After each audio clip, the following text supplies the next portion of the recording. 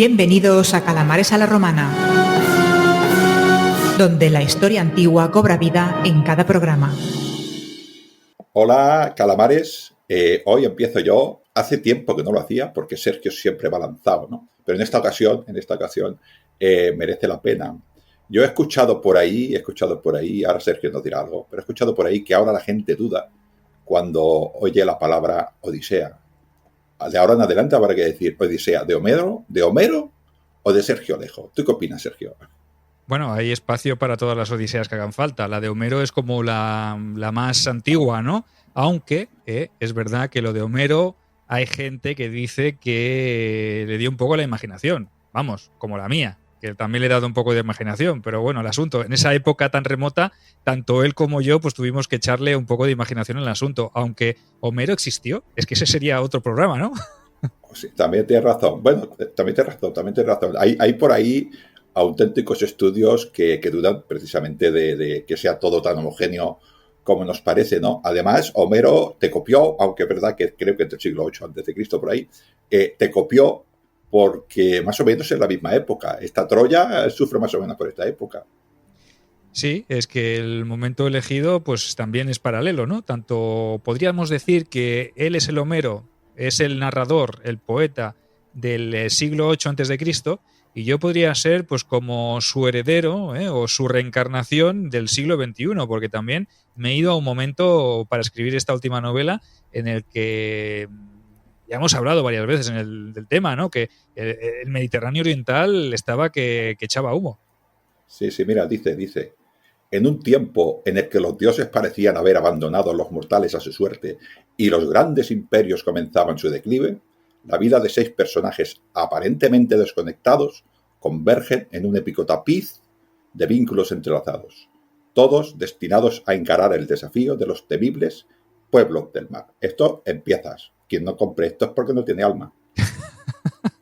O no tiene dinero, no le va bien, pero bueno, siempre puede ahorrar un poquito y comprarla al mes siguiente, ¿no? Que eso sí que es verdad, que los precios tampoco son abusivos. Tenemos que decir que nuestros precios, tanto de tus obras como de las mías, son precios populares. Tampoco viene de esto. Es una buena inversión en cultura, en lectura, en sabiduría, en historia. Entonces, se puede hacer este tipo de inversiones. Y yo pienso, después de haber leído y haberla hecho y haberla releído, escuchado y reescuchado, que la historia merece mucho la pena, porque es que además es algo muy distinto a lo que la gente está acostumbrada a leer de mí. Sí, yo no sé si algún día me atreveré a hacer lo que haces tú, que es salir de mi gran apreciada Roma, ¿no? Pero también es cierto, Sergio, que has hablado en muchos programas de los pueblos del mar, incluso a mí personalmente, ¿no? Y es una época que te apasiona, ¿eh? De hecho, la podríamos... ahora viene el escritor a mí, me ha hecho gracia porque me acaba de venir una idea. Es como si los viejos dioses, los viejos imperios, hubieran desaparecido por estos nuevos, ¿no? Como este Urano y estos titanes, pues dan paso a Júpiter, ¿no? Y Minerva y Juno. Es esta época que parte de los viejos imperios hititas, minoicos y compañía, micénicos y asirios, y vuelven a aparecer estos pueblos nuevos, pues bueno, lo que conocemos, ¿no? Pues estos griegos, estos romanos, la Magna Grecia, los fenicios. Es este cambio, ¿no? Y ahí te has metido en este lío. Es un lío, pero es un lío sorprendente, como bien dices, porque lo he disfrutado tanto. Hay poca información, ya lo sabemos, lo hemos dicho miles de veces cuando hemos hecho esos programas que podéis escuchar aquí, porque tenemos alguno, escuchar y ver, porque tenemos incluso uno sobre la guerra de Troya, sobre si fue realidad o fue mito. Hablamos también del final de la Edad del Bronce. Lo hablamos con Gerión también en la Biblioteca de la Historia. O sea, es un tema que hemos tratado bastante y que hemos teorizado mucho, porque lamentablemente para los arqueólogos, para los historiadores, hay poca información, pero afortunadamente para los que hacemos novela histórica, para que hacemos novela de ficción, nos da un amplio abanico de posibilidades, que yo a veces lo pienso, ¿no, Ángel? El día que salga a la luz, si es que sale todo lo que hay, que yo creo que si a estas alturas de la vida no ha salido, no creo que vaya a salir ya, no creo que vayan a encontrar demasiado, pero sí que es verdad que cuando sale toda la luz, a lo mejor dicen: ostras, este hombre tiene que cambiar toda la historia, ¿no? Porque donde dije digo Diego, ¿no? Porque toda la historia que se ha dicho sobre esos pueblos del mar, sobre ese final de la Edad del Bronce, a lo mejor no es tal y como la pintaban, pero yo creo, y vaticino, Ángel, que tú estarás de acuerdo conmigo, que nos aproximamos bastante a lo que pudo ser la realidad, con todas esas teorías que hemos hablado, ¿no? Todos esos multifactores que fueron concadenándose y fueron haciendo que esos imperios cayeran en declive y apareciera pues ese fenómeno llamado pueblos del mar, que no es que fuera el culpable de todo, sino que fue una consecuencia más de las causas que provocaron el final de la Edad del Bronce. Sí, yo la verdad que, bueno, es un poco aplicar el sentido común, Sergio, también. Aunque a veces ya sabes que el sentido común es el menos común de los sentidos, ¿no? Pero sí, yo creo que es multifactorial y que además, cuando vamos estudiando los grandes imperios, todos caen porque hay un enemigo que evidentemente los derrota. Pero la caída normalmente ya va siendo anterior, ¿no? Ya hay unos factores interiores, endógenos, ¿no? Y exteriores, y pueden ser climáticos, y pueden ser, pues bueno, de población, de migraciones, de rendimiento, bueno, de control de la población, de poder encandilar, ¿no? De poder hacer que las personas quieran seguir perteneciendo a tu imperio, ¿no? Y esto, pues, se junta. Es probable que haya todo, ¿no? Y al final, pues, siempre es el efecto dominó. Siempre es el efecto dominó y al parecer, tú entras en ello. Creo, no vamos a entrar en mucho detalle en la novela, ¿no? Pero creo que has elegido 3 lugares muy importantes, ¿no? En la historia, ¿no? Que, bueno, uno es el pueblo, ese otro pueblo tan importante, ¿no? Que son hititas, las tierras de Canaán y el mismo Egipcio, ¿no? El mismo Egipto que dijéramos, son las potencias de este Mediterráneo oriental, ¿no? Tú harás una trama, ¿no? Pero la realidad es esa, es que esas 3 potencias estuvieron inversas en este problema. Sí, y la historia está muy bien porque al principio dije, voy a hacer una sola historia con un personaje que pase por todos los puntos y por todos los rincones. Lo que pasa que el periodo que englobamos es tan extenso porque a lo mejor no da tiempo para que un personaje lo coja entero, porque estamos hablando de un proceso lento y progresivo. A lo mejor la gente se piensa que un día se levanta la gente en la Edad del Bronce y al día siguiente ya es la Edad Oscura, ¿no? No, es un proceso que dura años y años y décadas. Es un tema progresivo que va cayendo poco a poco, se va desmoronando la estructura social, política, económica, militar, demográfica, progresivamente. Entonces, coger un solo personaje para que viva todo esto es bastante complicado porque, como tú bien dices, hay varios escenarios y es muy probable que ese personaje no pudiera llegar a todos los escenarios. Entonces, al final me planteé la opción de hacer varias partes y coger 6 personajes con 6 vidas diferentes, con 6 perspectivas diferentes y con 6 personalidades diferentes que puedan vivir el mismo fenómeno, pero enfocado desde puntos de vista diferentes y puntos geográficos diferentes. Y asistan a ese desmoronamiento paulatinamente y progresivamente, y que sus vidas, de una manera o de otra, se vayan entrelazando. Y son 6 historias de supervivencia, ni más ni menos, porque son momentos muy complicados y son momentos en los que los mundos en los que viven se desmoronan, se caen, se transforman y claro que hay gente que hace que se transformen. Hay acciones humanas que hacen que se transformen, pero también hay acciones climáticas, hay acciones demográficas, hay decisiones políticas y militares. Entonces, cada personaje lo vive a su manera. Cada personaje vive la miseria, la desgracia y la transformación desde su prisma. Y además, esos personajes se van concadenando uno con otro. A lo mejor no te das cuenta hasta el final de la historia, pero como son 6 partes, verás cuando te leas el libro que dices, joder, es que este y este coinciden, pero coinciden con el otro también. O sea que temporalmente a lo mejor no coinciden, pero hay siempre algo de ese personaje que lo arrastra el otro personaje.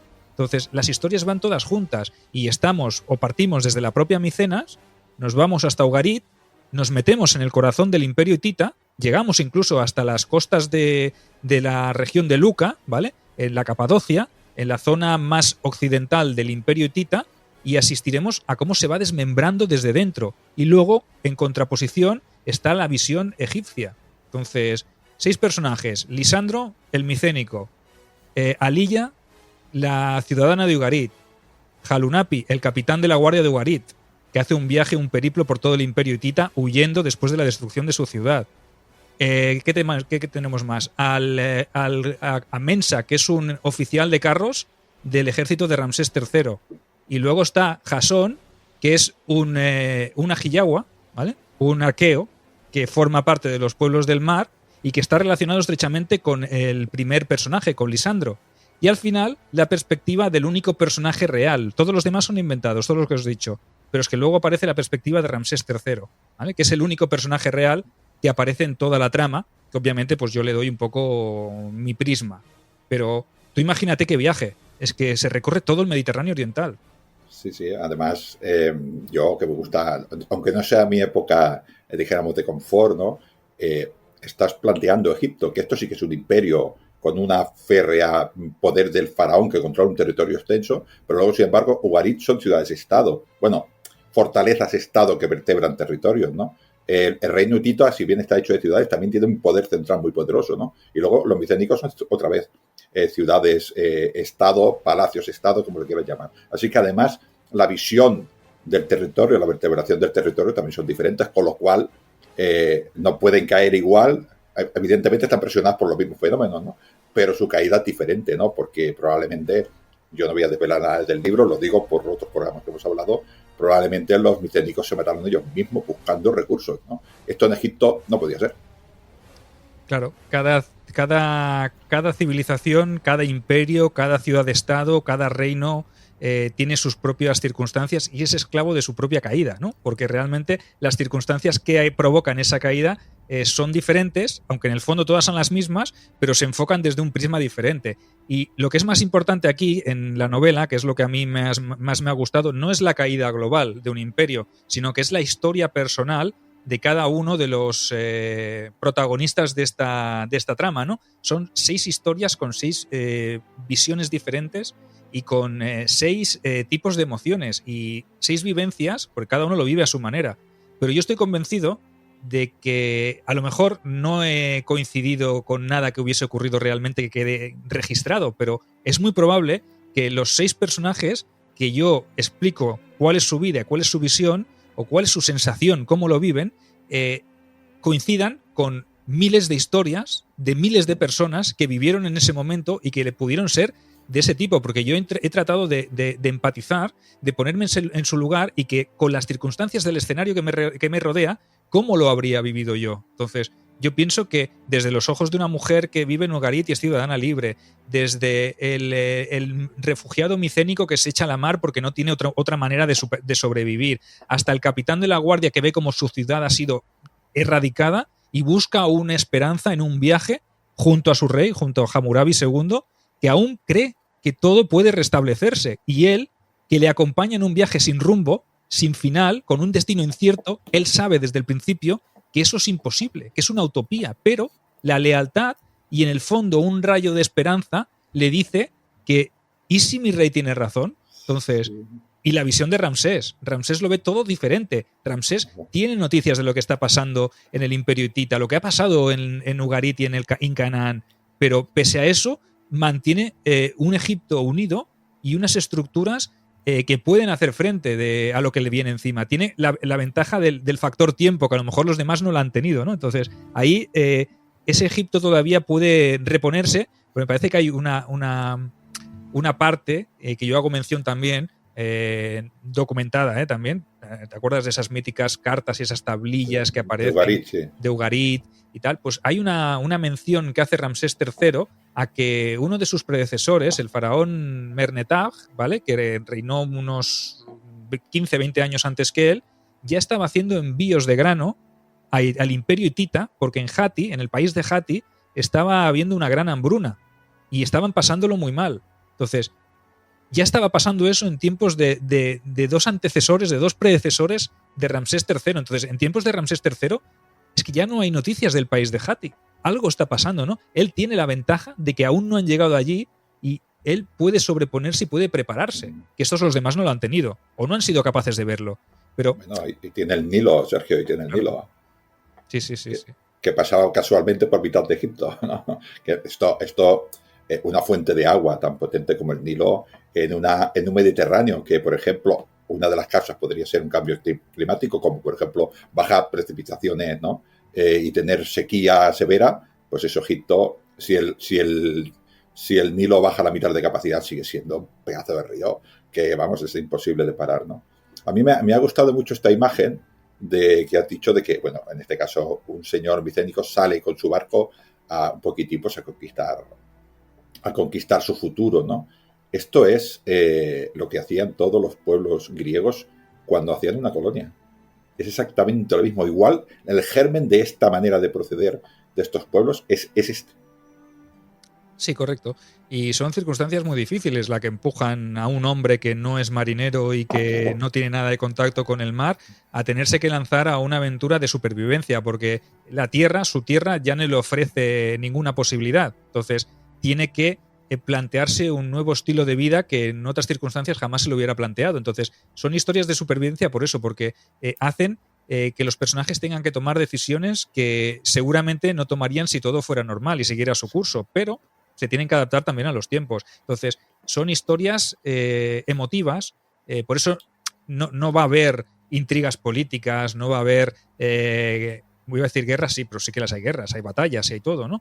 Pero no es desde el prisma de la conquista por anexionar provincias o la derrota de los cántabros o la renovatio imperii, ¿no? Esas historias que está acostumbrada la gente a leer de mí, ¿no? Sino las batallas también forman parte de este contexto de supervivencia, ¿no? Unos por conseguir y otros por defender lo que tienen, ¿no? Entonces realmente es esto lo que hay. No, es un estilo diferente. Yo me he tirado a la piscina un poco, pero creo que la gente le va a gustar, porque yo cuando me lo he leído y me lo he releído he pensado, jolín, esta faceta también es interesante, ¿no? Historias de cualquiera, no de personajes súper conocidos, ¿no? Entonces, historias de cualquiera que podía haber estado en una circunstancia tan adversa como la que les tocó vivir a esa pobre gente, ¿no? Porque al final son eso, ¿no? Pobre gente que le tocó vivir en un momento súper complejo.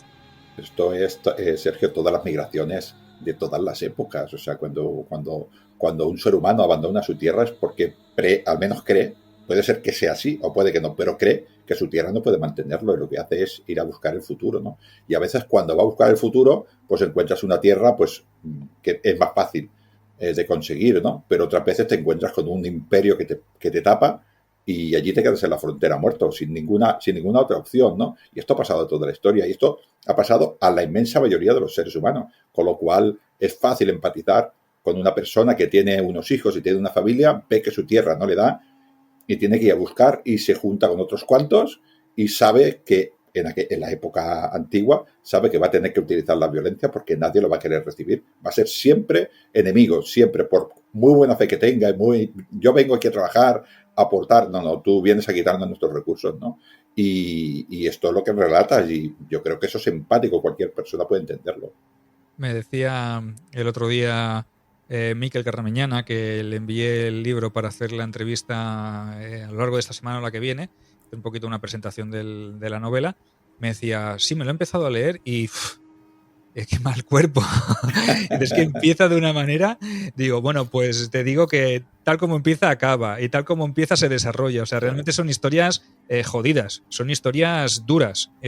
No es gloria y historias bellas y grandes tramas de honor. No, aquí no hay eso. Realmente el que quiera leer esta novela va a encontrar un registro nuevo, pero realmente es la cruda realidad de unos tiempos muy complejos y muy difíciles para la gente que los tuvo que vivir. Hoy en día no estaríamos preparados para afrontar una situación de crisis como esta. No somos lo suficientemente, ¿cómo diría? No estamos lo suficientemente preparados como para enfrentarnos a situaciones como estas. Sí, pero si te se presenta, Sergio, ¿qué vamos a hacer? ¿No? Ya. Hablando de Miquel, es un gran, quiero decir que es uno de los mejores feedbacks que te puede llegar de una novela. O sea, que una persona la lea y le afecte emocionalmente, ¿no? ¿Sabes? Eso que tú has pensado, Sergio, lo has pensado, lo has articulado, lo has puesto en un texto de una manera coherente y la otra persona lo lee y se indigna, se enfada o está afectado. Eso es el mejor feedback que puede tener un escritor, para eso lo hacemos.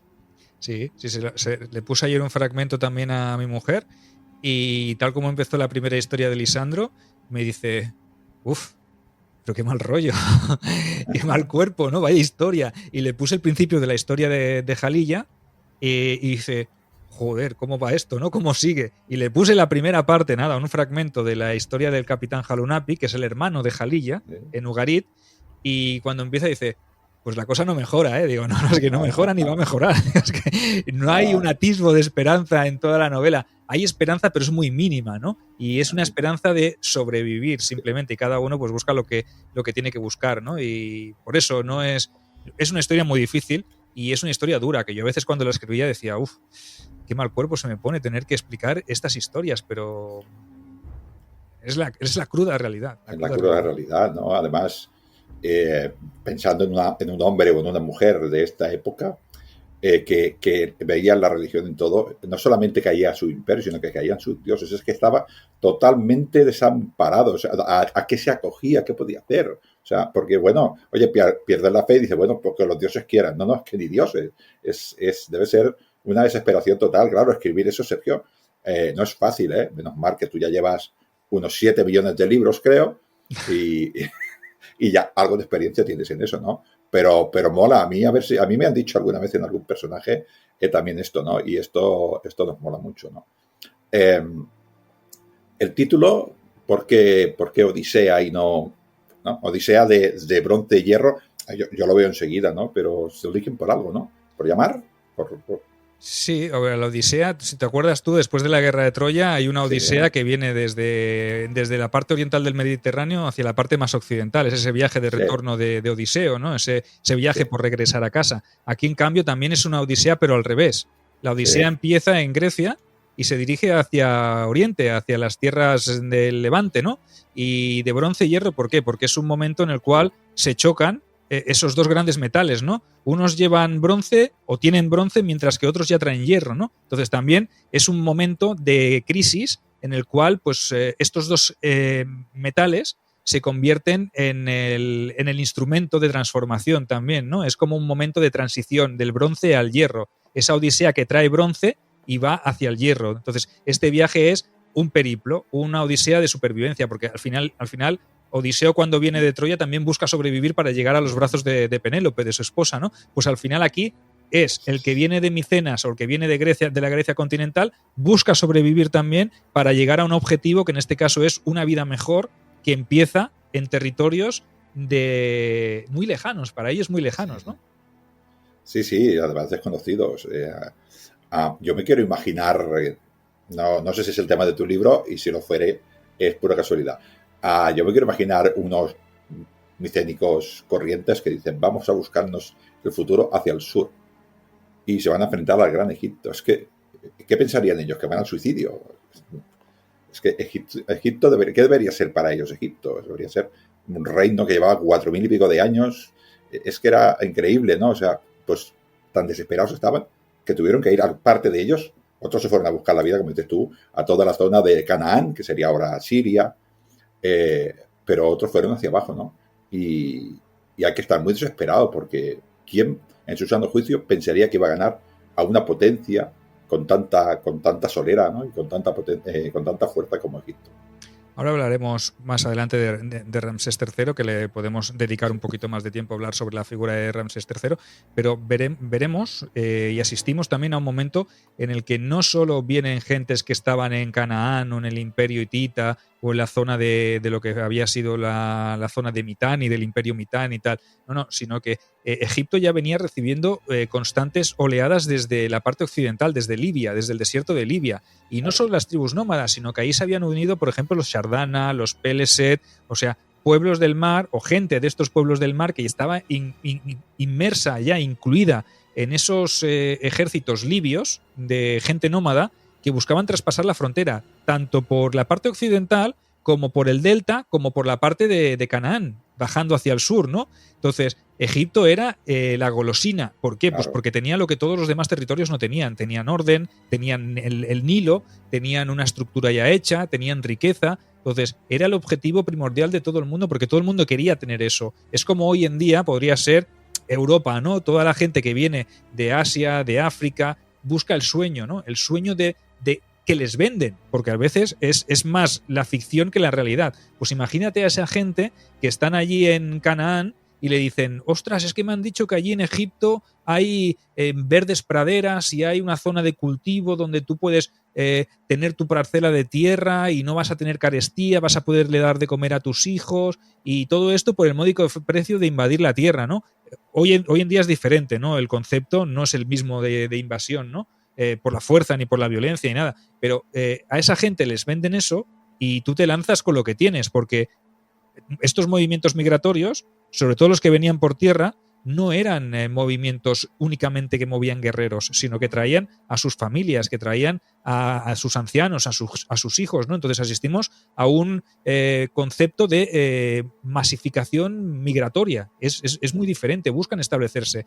Y sabemos también que en determinados momentos, quizá Ramsés III y quizás sus predecesores, también buscaron cierta negociación para asentar a esa gente en ciertos territorios a cambio de que no los invadieran por la fuerza. Entonces, sabemos que, por ejemplo, en tiempos de Ramsés III, cuando está en su 8º año de reinado, lo veremos aún más adelante, él tiene todavía en su ejército guerreros Peleset y guerreros Shardana que le defienden las fronteras de Canaán, del territorio de Canaán. Y esos Shardana y esos Peleset están luchando contra otros Shardana y otros Peleset y los Ajiyawa y los Egwesh y todos los pueblos del mar. Entonces, son gente que ya había estado en la primera o en una primera oleada, son vencidos, derrotados por los egipcios, pero los egipcios los utilizan como guarniciones y como tropas mercenarias para luchar a su favor. Entonces, está documentadísimo. Esto en los relieves de Medinet Habu, del templo de Ramsés III, allí aparecen cómo hay guerreros Peleset y Shardana que sirven a los intereses de Egipto. Entonces, tan mal no estarán, ¿no? Si están allí sirviendo y luchando contra otros que podrían ser o habían sido de su pueblo, es que el sueño egipcio no era tan malo y lo podían llegar a conseguir, ¿no? A veces perdiendo, o el perder y seguir vivo te otorgaba ciertos privilegios. Es muy curioso, ¿eh? Parece que estás hablando de la barbarización de la frontera egipcia y estos reinos entre medio, ¿no? Un poquitín para hacer de tapón, que esto es también es constante en la historia, ¿no? Esto creo que también explica un poquitín quizás el poder que Egipto aguantara, porque también ya empezaba a conocer a estos pueblos que venían, ¿no? Y otras ciudades igual no tuvieron ese tiempo. Porque esto estamos hablando de Ramsés, pero ya has hablado de que 2 o 3 emperadores anteriores ya pedían ayuda a los hititas, con lo cual los egipcios ya empezaban a olerse, y probablemente ya había pueblos que iban a por ellos, pero claro, una ciudad como Ugarit o ciudades de alrededor con 200, 300, 400 hombres les hacías mucho daño, porque eran ciudades relativamente pequeñas y Egipto necesitaba miles de hombres para poderles hacer cosquillas, ¿no? Y todo esto Egipto seguramente lo fue viendo, ¿no? Empezó estas tácticas de los nuevos enemigos y yo creo que ahí Ramsés, ahora hablaremos de Ramsés, ahí se puede un poquitín aprovechar. De todas maneras, vamos a decir de Ramsés que quizás es un poco exagerado. Es difícil creerse, ¿no? Es un poco como Suetonio, ¿no? Es un poco creerse lo que dice. Sí, realmente, pues como lo había sido Ramsés II en Kadesh, ¿no? También cuando hablábamos contra los hititas unos 100 años antes, ¿no? Pero sí que es verdad que la propaganda buscaba eso, ¿no? Los faraones, grandes propagandistas, y si el rey hitita Suppiluliuma II, que fue el último rey hitita documentado, el que tuvo que sufrir todo esto, hubiese tenido tiempo para hacer su propaganda, pues a lo mejor también intentará hacerlo así. De hecho, está documentado que este Suppiluliuma II, pese a tener todas las adversidades que hicieron caer al imperio hitita, porque las tuvo a los asirios por el este, tuvo a los Gasgas, pueblos montañeses, por el norte, tuvo a los Luca y a los Ajiyawa y todos por las costas occidentales de su gran imperio, y tuvo incluso una revuelta interna, ¿vale? Una revuelta interna, una guerra civil, por parte de una dinastía o de una facción que no le aceptaba a él como el monarca, el gran emperador, el gran rey de Hatti, sino que tenían sus propios derechos sobre el trono. Entonces, si tú juntas todo esto, más una gran sequía, una carestía, una hambruna y tantos frentes que defender,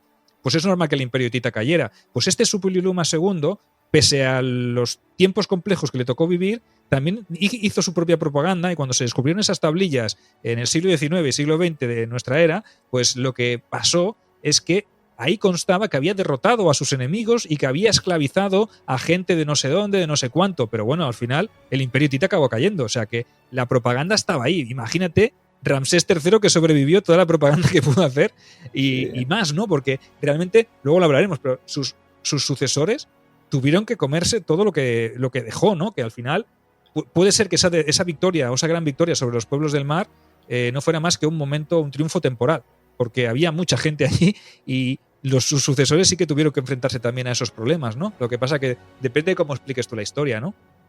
Sí, hombre, yo es que ya sabes que existe entre nosotros esta broma, cuando decimos un poco una cosa exagerada, nos marcamos un Ramsés III, ¿no? Siempre nos hacemos esta broma, ¿no? Esto es también muy constante en la historia, que los reyes exageran sus victorias, incluso algunos, no solamente una derrota sin mucha importancia para el reino, sino una derrota totalmente crucial para el reino, y viven en palacio 2 años sabiendo que ya han caído y siguen engañando al pueblo, ¿no? Esto pasó en el mismo Egipto, ahora que me acuerdo, pasó un año en el mismo Egipto, ¿no? Que seguían viviendo allí como si no hubiera pasado nada, y Augusto venía con las legiones, ¿no? A controlar Egipto, ¿no? Es muy constante, ¿no? Pero bueno, este hombre sí que es cierto que Egipto fue el único imperio que no cayó en esa oscura nube, ¿no? Que tenemos ese silencio del siglo XII hasta el 8 o 9, ¿no?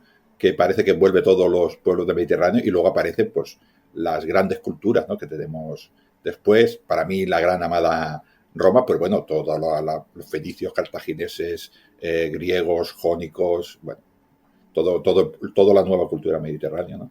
Pues bueno, si quieres, nos ponemos un poquitín en este Ramsés. Este hombre creo que es del imperio nuevo de Egipto, que le llaman, ¿no? Que son las dinastías que todo el mundo conoce, ¿no? La 18, la 19 y la 20, son estas 3. Todo el mundo conoce a Akenatón, todo el mundo conoce a Tutankamón, como no lo vamos a conocer, a Ramsés II, que yo creo que este sí que es un emperador como los dioses mandan, los egipcios también. Pero nos vamos a esta dinastía, esta última dinastía que coincide con esto, ¿no? Y este hombre, bueno, hay un nombre llamado... los nombres de Egipto. Sednak, o por ahí, que es su padre, que es el primer hombre de esta dinastía, ¿no? Que evidentemente, como siempre, nace de haberse cargado a la anterior, ¿no? Y aquí aparece este hombre en Ramsés III, y como dices tú, se encuentra en un Egipto que probablemente a él le hablarían de ese Ramsés II, de esa grandeza. Egipto es el Nilo, el faraón es Egipto, somos grandiosos, pero eso ya no era así. Y este hombre lo que tiene que hacer es planificar, pues como mínimo que existo. Yo creo que vendría algo así como decir, yo tengo que hacer que Egipto aguante. Esta sería su misión, porque ya lo vería venir. Correcto.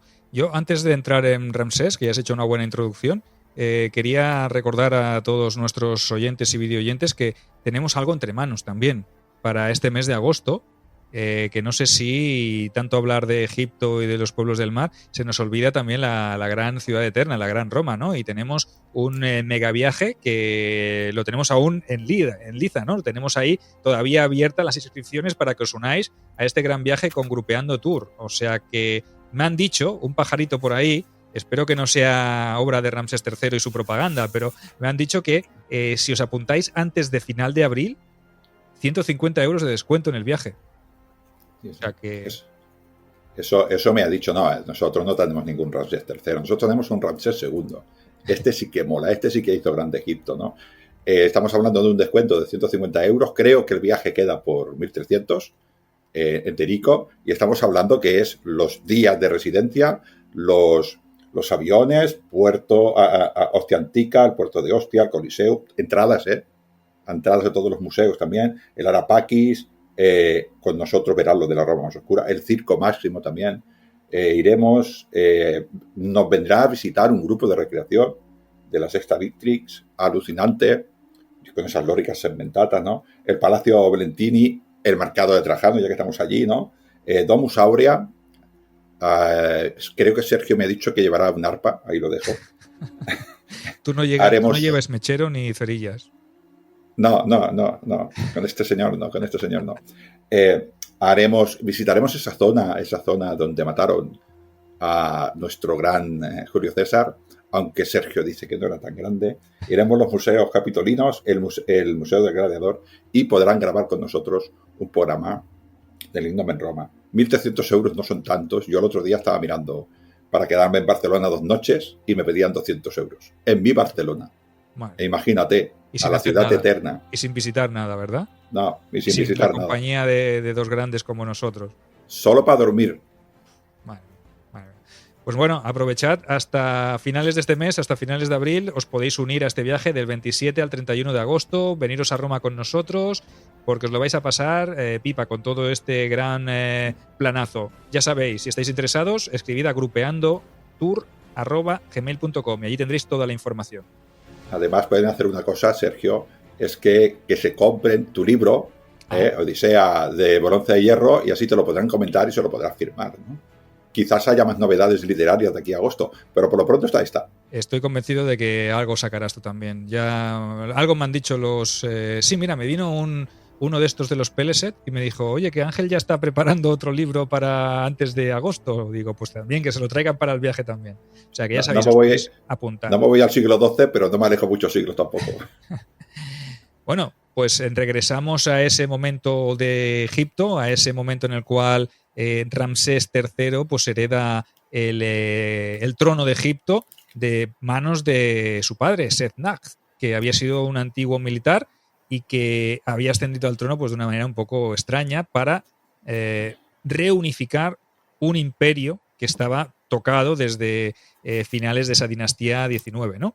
Y Ramsés III sabemos que gobernó entre los años 1184 a.C. y 1153, o sea que es un reinado muy, muy extenso, un reinado muy largo. Se casó con la reina Isis y continuó durante los 30 años que duró su reinado con la labor iniciada por su padre años antes, es decir, poner fin a los momentos de anarquía vividos a la muerte del anterior faraón, del faraón Siptah, ¿vale? Se dedicó a reorganizar toda la administración, toda vez que la paz y el restablecimiento del culto ya se habían encaminado, el culto imperial, el culto del dios Amón, y la corrupción pues que estaba desintegrando el país pues se había empezado a disolver. Y esta reforma vino determinada pues sobre todo por la división administrativa en clases, funcionarios palaciegos, funcionarios provinciales, militares y trabajadores. Y así la economía pues sabemos que se fue recuperando de una manera bastante rápida gracias a la masiva llegada de tributos procedentes de las provincias asiáticas y nubias, y que el comercio exterior entró en una etapa de plena vitalidad. Desde países tan lejanos como el país de Punt llegaban productos elegantes y caros al propio Egipto, ya que era una demanda que se exigía por parte de las clases más altas de la sociedad. Y este desarrollo económico motivó, obviamente, pues la recuperación de, entre otras cosas, de la fiebre constructora, que ya sabéis que a los faraones les encantaba construir. Y Ramsés III pues levantó nuevos templos y enriqueció los que ya existían. Pero pasemos un poco a la parte más difícil, a la política exterior, Ángel, en la que su reinado se tuvo que enfrentar a un momento de crisis que es el que os venimos narrando desde que ha empezado el programa, ¿verdad? Es que debe ser exagerado el hombre que está pues intentando un poquitín recuperar la crisis del final de la anterior dinastía, pues su padre la pone, él ya parece un poquitín que centra su guerra civil y sus guerras internas, ya hablaremos, ¿no? Se extiende hacia Oriente, el país de Punt, lo hemos dicho es así, pero no sabemos dónde estaba tampoco el país de Punt. Estaría por lo que era la actual Somalia y toda sí, por la zona del Cuerno de la Abundancia, que le llaman el Cuerno de África, pues por ahí estaba el reino de Punt. Da ese parecer porque como vienen muchas cosas valiosas, pues debería ser algún punto de acceso al Índico que permitía todo ese tipo de mercancías, ¿no? Pero él tiene unas relaciones internacionales con los pueblos del norte y él envía mensajeros, pero no le devuelven. ¿Y eso qué puede suponer? Pues que ha caído la ciudad. Y además en el Canaán, nosotros hablamos de Ugarit como ejemplo, pero había muchísimas ciudades importantes y fueron cayendo todas, ¿no? Sería un momento, como decía no sé quién, de honda preocupación, ¿no? Así que él empezó a ver la desaparición del imperio hitita. Supongo que el imperio hitita no desaparece, lo que aparece es la estructura, pero quedarían allí las ciudades, ¿no? Organizadas de otra manera, probablemente intentándose matar las unas a las otras para conseguir lo poco que quedara. Es que es tan lógico como esto. Y si están intentando sobrevivir de relaciones internacionales, pocas. ¿Quién va a pensar en una ciudad que está intentando sobrevivir a mandar una embajada a Egipto? ¿Para qué? ¿No? ¿Para qué? Y además a Egipto, que le interesa un reino chiquitito. A Egipto le interesaría unos reinos que le interesaran, que le dieran algo, ¿no? Que se fue también de la órbita una isla como Chipre, por ejemplo, ¿no? Que también estaba dentro de este mundo de ciudades, ¿no? Estados, pues también desapareció a manos de estos llamados, que por cierto los pueblos del mar le llaman los mismos egipcios. También cayó otro reino que era el país de Naharina, que esto está por el norte de Siria. Estaría en la parte oriental de los hititas y por el norte de Siria, por allí también teníamos de esta manera, y esta ciudad, y también caía. Así que toda Canaán, que pertenecía en parte a Egipto, también se fue afuera, ¿no? Con lo cual Egipto, pues también poquito a poquito fue perdiendo, ¿no? Y ya lo hemos comentado, el delta del Nilo empezó a recibir, pues, personas que, como dices tú, iban buscando, seguramente les dirían, en Egipto las calles tienen trigo, solamente hace falta poner los trapos, los platos y ya está, ¿no? Y pasarlo para hacerlos harina y comer, porque todas esas personas, como has dicho tú, que buscaban su futuro, pues irían a ese Egipto que para todos seguramente pensaban que era una vida más fácil. Allí ya empezó a enfrentarse con todos estos hombres que dices tú, de los contingentes de los Sardana y los Peleset, ¿no? Los Peleset eran gente de por allí, los Sardanas no lo sé. Sergio, igual tú tienes más información. Peleset sé que eran de esta parte de África. Bueno, los sardanas tiende a pensar que venían de la zona de Córcega, de Cerdeña, Exacto. ¿vale? Toda esa zona de allí, Sardana, de Sardeña, se tiende a pensar, los Peleset podrían estar identificados con los antiguos filisteos, ¿vale? Con los filisteos de la zona de Canaán, o sea, la gente que después de la desestructuración de Canaán, pues no tuvieron otra cosa que hacer que unirse a lo que había, ¿no? Y sobrevivir también, y de irse hacia el sur. Entonces, un poquito es esto, ¿no? Y en el quinto año de reinado de Ramsés III, se tuvo que enfrentar a una coalición de pueblos libios, o sea, las tribus nómadas de la parte occidental de Egipto, ¿vale? A los que se unieron pues estos Sardana y estos Peleset. Y en el año octavo de reinado de Ramsés, este mismo se tuvo que ir hacia Asia a hacer frente a otra acometida por tierra que eran de los pueblos del mar. Y dicen las fuentes, evidentemente lo dice él, que se produjo una doble batalla, una terrestre en la que el faraón en persona luchó contra una gran masa de gentes que querían invadir su país, y otra batalla naval en la desembocadura del Nilo, donde fue aniquilada la flota enemiga. Y estos enemigos pues también eran gentes de los pueblos del mar. Fue una suerte que en ambas batallas Egipto saliera vencedor, o al menos eso es lo que esculpió el faraón en las paredes del templo de Medinet Habu, ¿no? Tuvo suerte porque realmente fue un momento complicado. Y más teniendo en cuenta que esta gente acababa de arrasar o eran los responsables de que, en cierta manera, la zona del Canaán, la zona del Imperio Hitita, Chipre, como bien has dicho, hubiese caído un poco en la anarquía y en el desorden, incluso había perdido estas relaciones internacionales, ¿no? Entonces, cuando se da cuenta a Ramsés III que le viene tanto por tierra como por mar una flota y un contingente masivo, porque es lo que define él, ¿no? Que no es solo un grupo de guerreros, sino que es un movimiento migratorio complejo, donde vienen miles y miles de personas con sus familias. Entonces, él moviliza su poderoso ejército, que por suerte lo tiene todo disponible, y no es como el Imperio Hitita, que tenía que hacer frente a infinidad de amenazas. Pues él lo que hace es dirigir a su flota hacia el Nilo y a su ejército por tierra hacia la zona de Canaán, ¿no? A lo que es el país de Yahi, como le llamaban los egipcios a esa zona de Canaán, ¿vale? Pues allí se lleva al ejército terrestre, derrota a ese ejército invasor, y además luego, paralelamente, si no paralelamente, un poquito después, se produce la batalla del Delta del Nilo, esa famosa batalla del Delta del Nilo en el año 8, en el octavo año del gobierno de Ramsés III. Y ya había tenido que hacer frente a una invasión en el año 5. O sea, que imaginaos, es casi uno detrás de otra. Y sus predecesores ya habían tenido que enfrentarse también a los libios. Mernetab, por ejemplo, lo tuvo que hacer en su momento también, en el año 1207. Y estamos en el 1280, o sí, o 79. Imaginaos, 1179. Entonces, estamos en un momento que casi cada 5 o 10 años se produce un intento de invasión. Son momentos muy complicados, pero Egipto está bien estructurado, bien organizado y tiene un ejército numeroso, bien entrenado e incluso con contingentes de esos guerreros a los que ha derrotado previamente. O sea, que se sabe nutrir de lo que va dejando por el camino, ¿no? Es que Egipto, como hemos dicho, en aquella época era el imperio.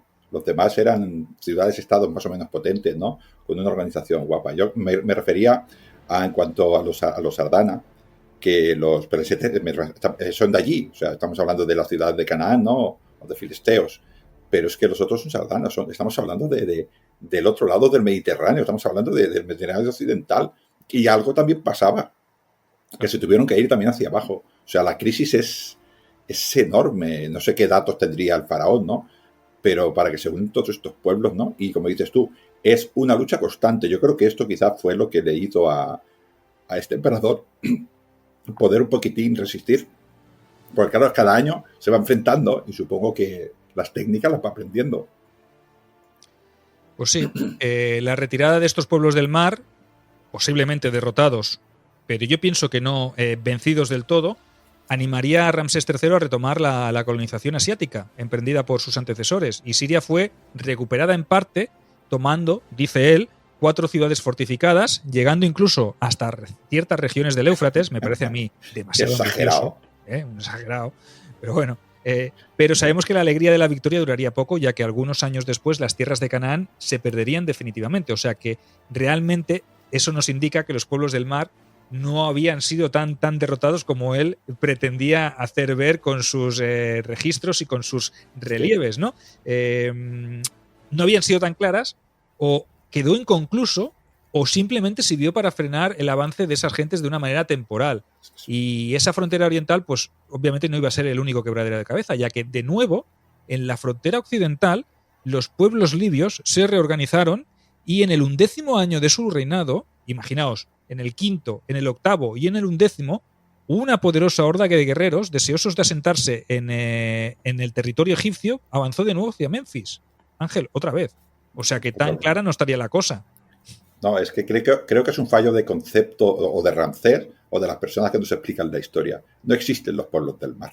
No hay una organización central que sea los pueblos del mar. Entonces tú lo que ganaste fue pues a una movilización que se dirigía hacia tu país y luego detrás de esta iba otra, porque si la gente no encontraba futuro, pues tenía que ir. Esto me parece que es sencillo. Probablemente lo pararía. Tenía un ejército muy potente.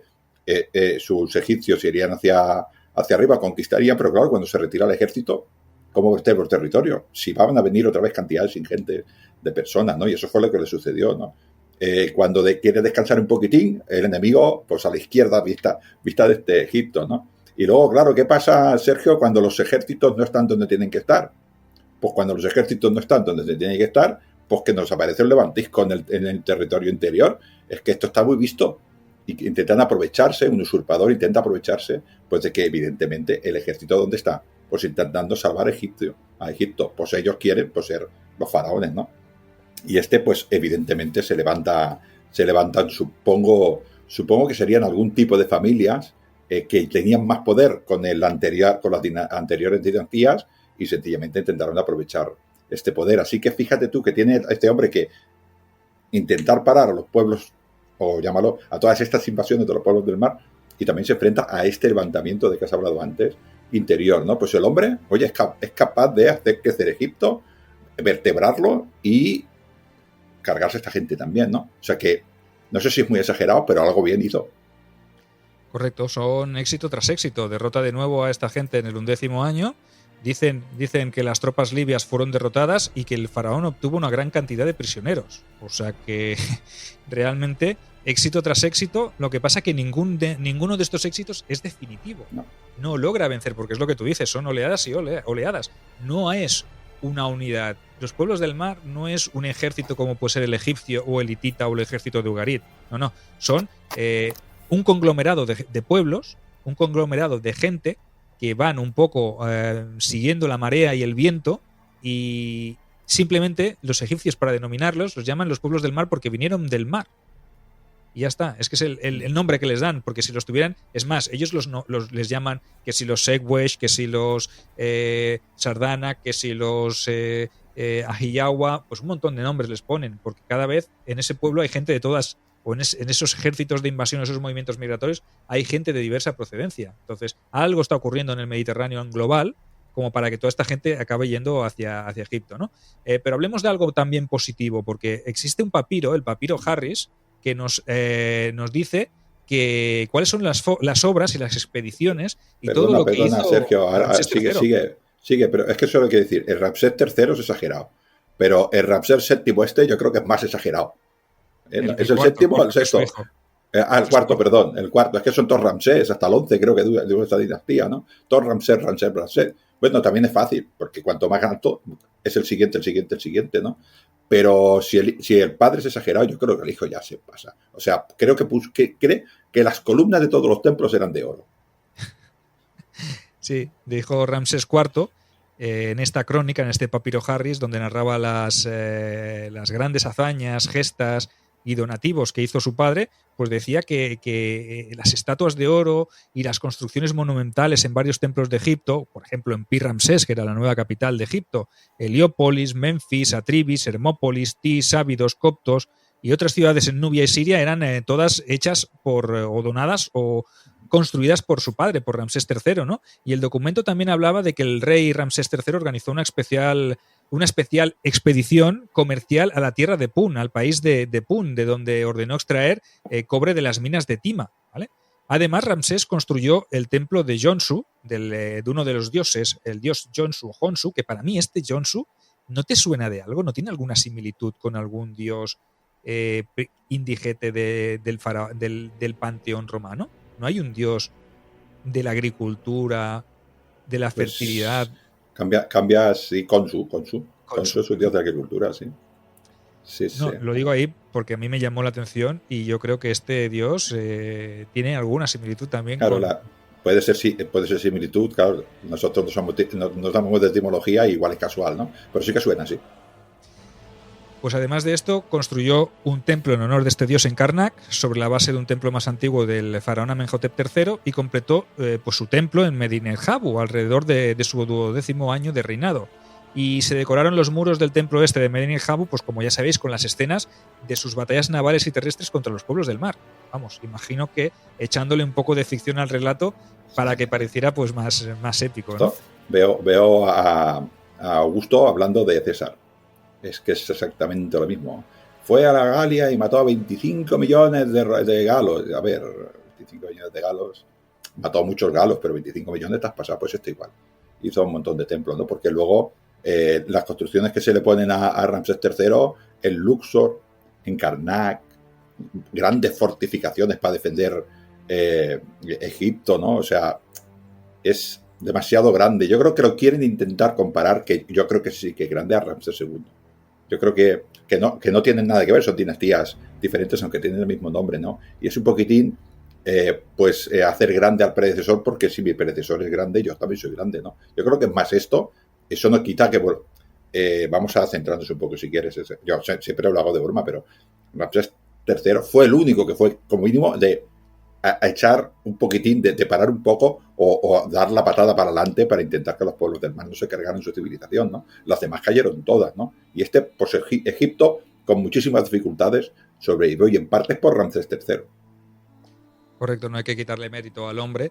Y obviamente pues los egipcios, ya sabéis que los faraones egipcios eran expertos en construir, y a medida que más construían, más propaganda hacían, y eso era lo que buscaban, pues precisamente la grandeza, ¿no?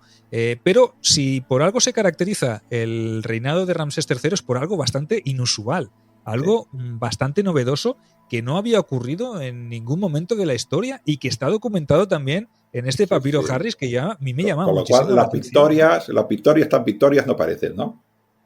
Pero hay cosas más mundanas, ¿no? Más humanas, y no tan épicas, ¿no? Y que para ser algo que en parte es negativo, también es curioso que quede recogido, y es una información muy bien traída a cuento, porque nos arroja algo de luz para pensar que en los tiempos de Ramsés III también se produjeron huelgas de constructores. O sea que eso es impresionante, ¿no? Es uno de los episodios más curiosos de su reinado, ¿no? Cuando esa comunidad obrera de las tumbas reales, lo que hoy es el yacimiento de Deir el Medina, tuvo a buen puerto desarrollar ni más ni menos que 3 huelgas.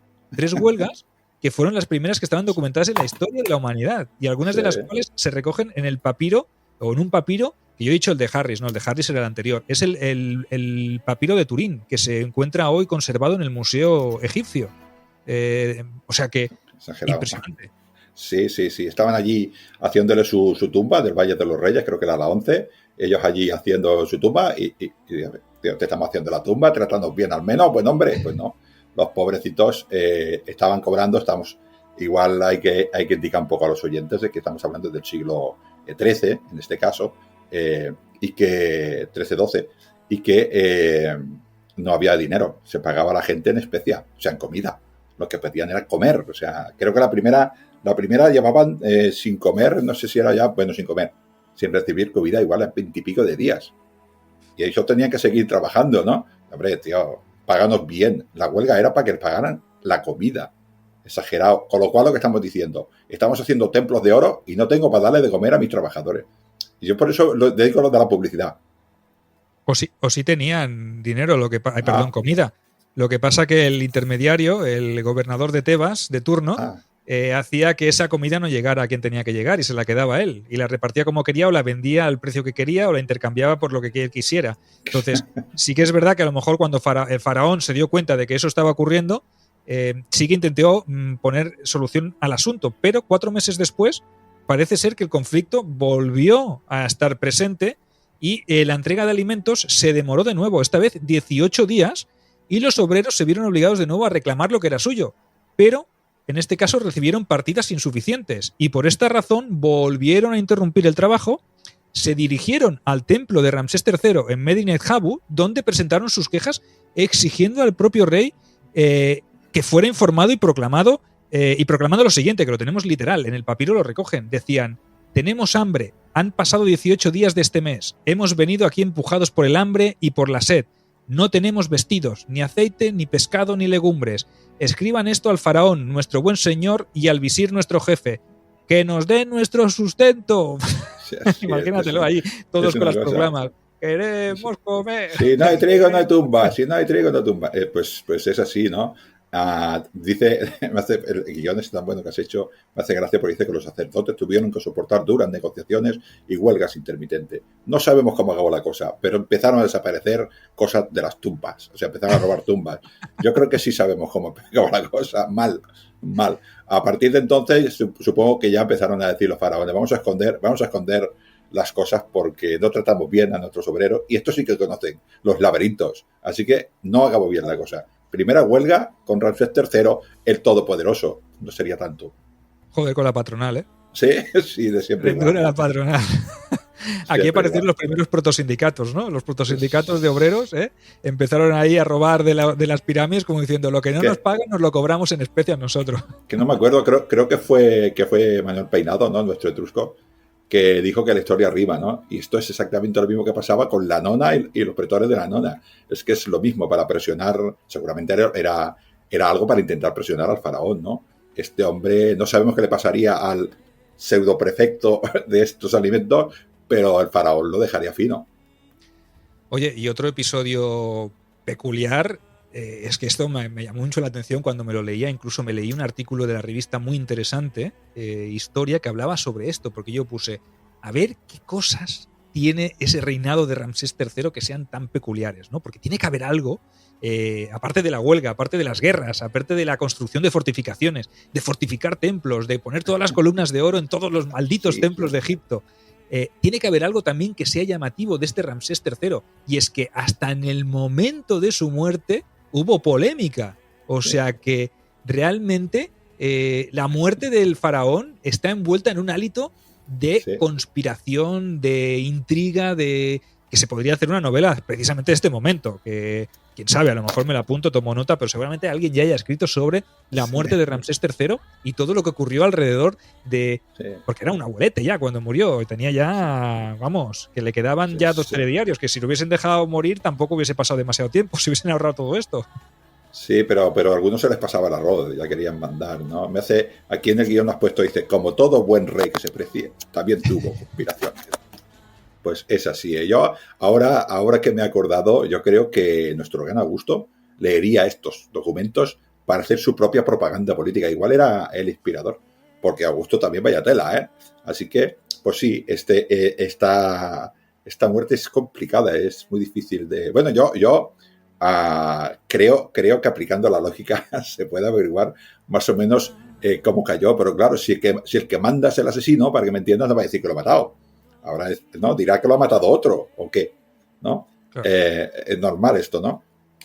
Bueno, tuvo varias conspiraciones como buen rey, pero yo creo que lo bueno es irnos a la que tiene chicha, ¿no? Esta señora, la reina Isis, ¿no? Parece ser que venía de Oriente también, ¿no? Oriente, sabes que a los reinos mediterráneos se ve que no nos va muy bien porque piensan las cosas de otra manera, ¿no? Y tenía allí un heredero, ¿no? Que fue su hijo, Ramsés IV, ¿no? Pues, claro, tenía otros hijos, ya sabemos que los egipcios pues tenían varias reinas y tenían varios hijos, ¿no? Pues tenía otro hijo que yo creo que este fue el instigador de su propia, de esta conjura, ¿no? Bueno, él y todo el palacio, ¿no? Este señor se llamaba Pentauret, ¿no? Y parece ser que la madre pues veía, que eso es una cosa también muy común en estos reinos, que su hijo, que parece ser que era mayor, que era de mayor edad, iba perdiendo cada vez más poder a razón de esta llegada de base extranjera, y su hijo Ramsés IV, ¿no? Esto, al parecer, fue lo que un poquitín hizo esta conjura.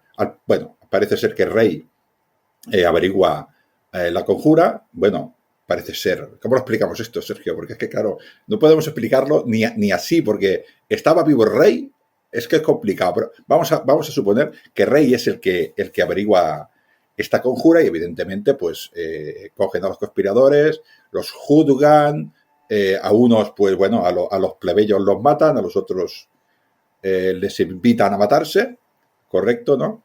Al hijo, a este señor Pentauret, le dicen, mátate tú solito, y al poco tiempo, pues el otro, en Ramsés IV, es el emperador. El faraón. Y dices tú, bueno, vale, pues esto es lo que nos ha contado la historia, esto está bien. Pero lo guapo es, Sergio, claro, el hombre muere placidamente en su casa, ¿no? Eso es lo que al parecer parecía, ¿no? Y eso es lo que dicen las fuentes. Parece ser que la conspiración falla. O eso es lo que nos han hecho creer, ¿no? Porque es como muy curioso. Cuando le intentas poner un poco de orden a esta conjura, la conjura del harén, que le llaman, ¿no? Sí, no sabes. La segunda esposa de Ti y de su hijo Pentauret, que movilizan ahí a un montón de gente para acabar con la vida de Ramsés III. Hasta aquí es una conspiración, digamos, del libro. Una madre ve que su hijo, que es mayor o que en principio es primogénico o que tiene más derecho a reinar que se casa con una extranjera y tiene un niño, pues bueno, pretende que sea su hijo. La cogen, ahí muere todo el mundo, perfecto, y el rey muere pues en su camita rodeado de sus seres queridos y lo entierran en su tumba y ya está, ¿no? Pero claro, luego encontramos a Ramsés en una tumba que no era la suya, ¿no? Averiguamos que es Ramsés III, y empezamos a hacer pruebas, a hacer una autopsia, y el hombre ha muerto, evidentemente, pues rápidamente, no sufrió mucho, pero con un corte en el cuello. Entonces dice, no había pasado, la conspiración no había parado. Y ya pero es raro también, Ángel, que el que juzgara a los conspiradores fuera Ramsés IV y no Ramsés III, porque si estaba vivo, los tendría que haber juzgado él, ¿no? Como faraón supremo. Entonces parece ser que el que instauró la pena sobre Pentauret y company, ¿vale? Incluso sobre la reina Ti, la segunda esposa de Ramsés, que era la madre de Pentauret, dicen que incluso le hicieron una damnatio memoriae. O sea, de toda imagínate, reina. Tiene que ser algo grave. Pero si el que lo hace Ramsés IV, ¿qué quiere decir? Que Ramsés III pereció en la conjura.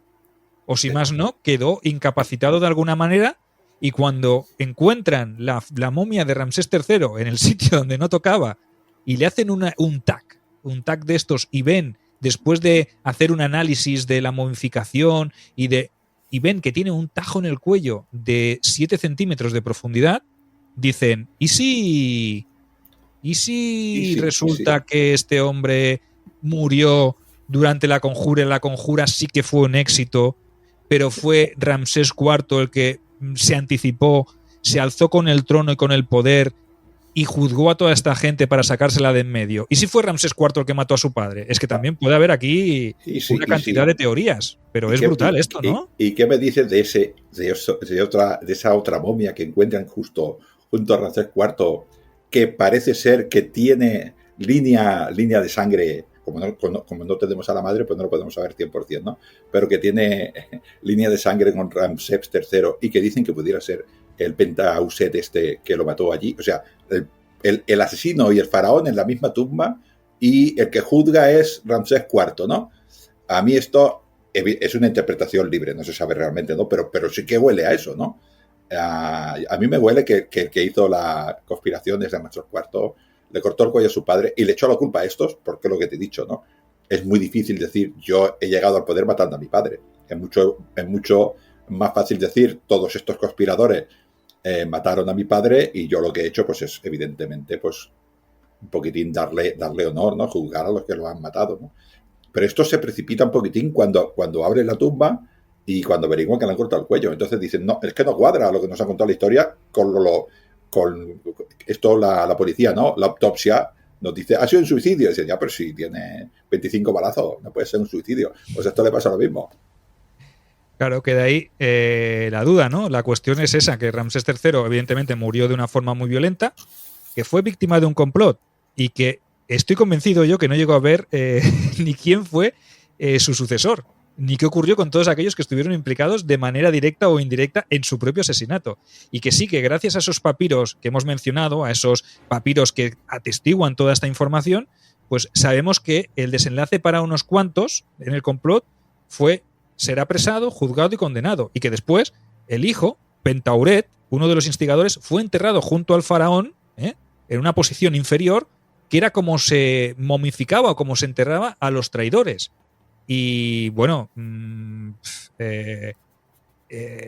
aunque Ramsés IV fuera hijo suyo y de la reina Isis, que era la primera esposa, aunque fuera extranjera, evidentemente, pues esto lo que hizo es que dio por concluida la situación. Y además, el propio Ramsés IV prefirió cerrar el asunto y dedicarse a su coronación y declaró una amnistía general, pero tampoco consiguió detener lo que ya se cernía sobre Egipto. Sí. Y es que a partir de Ramsés IV la situación cambia. Todo lo que había conseguido su padre en el reinado anterior, durante su gobierno, todo lo que había heredado de su propio padre, todo lo que había conseguido poner en orden, parece que se viene abajo, ¿no? Esa expansión hacia la parte asiática, esa fortificación de la zona de Canaán, cae en el olvido, y a partir del reinado de Ramsés IV no es comparable a Ramsés III. Entonces, a medida que la marca Ramsés pasa de número a número, sí, la cosa va peor.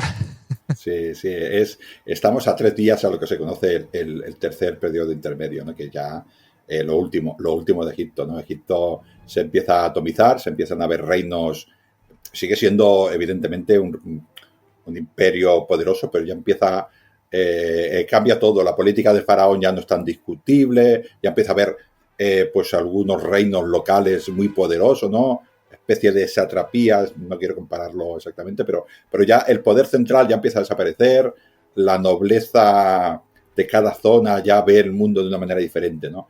Y esto es, como siempre suele pasar, cuando un imperio empieza a rimar, empieza a haber buitres que van a la carroña, ¿no? Y estos mismos buitres son los que precipitan la caída de este imperio, ¿no? Quizás, si parte de lo que dice cierto, que probablemente lo es el último faraón, yo creo ya importante de Egipto, ¿no? Y además no hace tanto de Ramsés II, que es el más grande de todos, diría yo, de esta época. Y aquí acaba Egipto. Yo creo que ya Egipto tiene ese tercer periodo intermedio, luego viene el periodo ese tardío de 300 años, llega Alejandro Magno, lo pone en su sitio, luego llega Roma, lo pone en su sitio más todavía. Pero a partir de aquí Egipto ya no es Egipto. Egipto es una sombra de lo que fue, pero la única cosa que queda también, Sergio. O sea que tampoco del todo falló Ramsés III. De lo demás no queda nada. ¿Qué queda de los hititas? Los hititas desaparecieron de la historia y se descubrieron hace nada.